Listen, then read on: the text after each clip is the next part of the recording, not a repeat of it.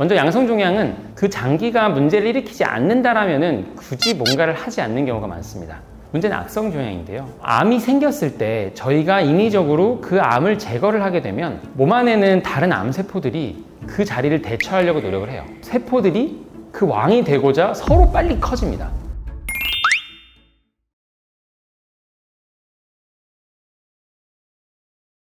안녕하세요. 24시 더케어 동물의료센터의 김예원 원장입니다. 오늘은 지난 시간에 이어서 암에 대한 관리 방법에 대해서 설명드리도록 하겠습니다. 간혹 이제 보호자분께서 암을 어떻게 치료를 하고 관리를 해야 되냐라고 여쭤보시는 분이 많으세요. 이게 수의사로서 가장 교과서적인 내용을 얘기해 드릴 수밖에 없거든요. 먼저 양성종양은 그 장기가 문제를 일으키지 않는다라면 굳이 뭔가를 하지 않는 경우가 많습니다. 대표적인 게 뇌종양도 있긴 하지만 비장이나 간에 보이는 그냥 단순 종양, 양성종양 상당히 많은 경우 있거든요. 그런 경우는 어떻게 하냐면 저희가 특별히 항암을 하거나 그 어떤 것도 하지 않고요. 이게 커지는지만 봐요. 그래서 어느 정도 커지거나 혈관을 건드리거나 압박을 하거나 이런 문제가 생기게 되면 그때는 제거를 해볼 수 있고요. 양성종양의 경우는 심각하게 장기에 손상을 시키거나 다른 2차적인 문제를 생기지 않는 이상은 양성종양은 많이 건드리지는 않는 편이고요. 문제는 악성종양인데요. 악성종양의 경우는 얼마나 전이가 됐고 어느 정도 크기냐에 따라서 치료 방법이 많이 바뀝니다. 첫 번째로는 완전 절제를 목표로 해요. 장기가 생겨있는 부분에서 암을 완전히 제거를 하는 거죠. 그리고 나서 사실 항암을 하긴 합니다. 완전 절제라는 목표 자체가 몸 안에서 완전히 종양을, 암을 없애버린다 이기 때문에 눈에 보이는 암만 없어질 수는 있거든요. 근데 사실 이미 암이라는 거는 전이가 워낙 잘 되기 때문에 다른 곳 어디로든 이미 전이가 시작됐을 수 있어요. 그게 세포단이기 때문에 아직 모를 뿐이에요. 암이 생겼을 때 저희가 인위적으로 그 암을 제거를 하게 되면 몸 안에는 다른 암세포들이 그 자리를 대처하려고 노력을 해요. 한 예로 암을 왕이라고 표현을 해서 그 왕을 저희가 제거해 버리잖아요. 소위 말하는 왕자들, 세포들이 그 왕이 되고자 서로 빨리 커집니다. 실제로 저희 경험에서도 암을 제거했는데 항암을 하지 않아 버리니까 거의 그만한 크기로 한두 달 만에 다시 커지는 거예요. 하나가 커지지 않고요. 두세 개가 커집니다. 암이라고 한다면 그거를 수술하는 것 이외에도 항암이 상당히 중요하게 됩니다. 사람으로 치면은 이제 항암을 해서 5년 정도 지나면은 졸업이라는 표현을 해요. 그만큼 이제 오랜 시간 동안 암이 재발이 없어야지만 이제 나았다라고 보는 거고요. 암이 생겼다라고 하면 면역력이 많이 떨어진 상태가 됩니다. 아무래도 면역과 관련된 것이 암일 테니까요. 그래서 다른 암이 또 잘 생기기도 합니다. 실제로 한 가지 암을 치료를 했는데 전혀 다른 새로운 암이 생기기도 하고요. 항암이 들어서 괜찮긴 하지만 시간이 지나서 재발을 하는 이유도 마찬가지이기도 하고요. 그래서 수술도 중요하지만 그만큼 항암이든 관리가 중요하긴 합니다. 항암에 있어서 가장 많이 알려져 있는 거는 당연히 우리가 먹는 또는 주사로 쓰는 항암제겠죠. 그거 이외에도 질소라던가 냉동 치료도 있고요. 그리고 요새 최근 들어서 많이 하고 있는 방사선 치료 이런 것들도 다 항암 치료 중에 하나입니다.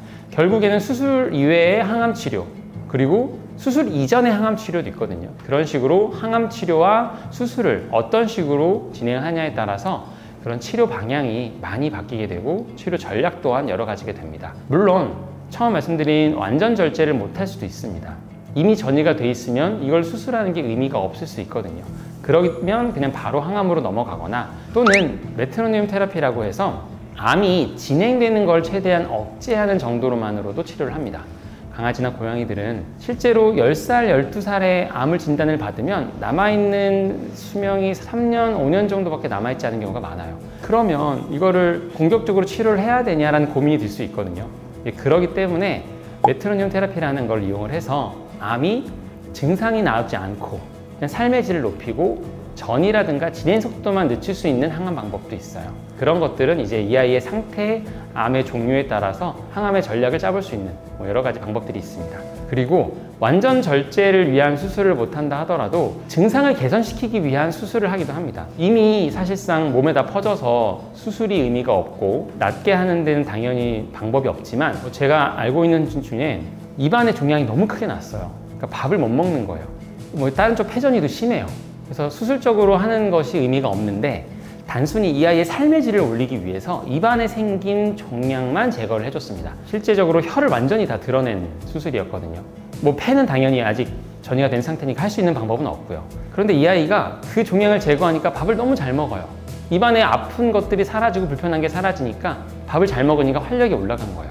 당연히 뭐 암이 사라진 건 아니지만 이렇게 삶의 질을 올리기 위해서 하는 수술도 있습니다. 그렇기 때문에 모든 이제 수술이랑 항암은 되게 다양한 방법과 전략들이 있어서 주치의 선생님들이랑 상의하셔서 그 방법을 진행해 보시면 좋을 것 같습니다. 물론 이제 치료적인 방법 이외에도 영양적인 방법이 중요하겠죠. 암이 걸렸다. 그러면 식단과 영양 관리가 상당히 중요합니다. 왜냐하면 암이 걸리면 몸 안에서의 모든 영양분이 그 암이 가져가거든요. 그러다 보니 영양소 공급이 상당히 중요하고 관리가 되게 중요합니다. 그런 얘기들이 있어요.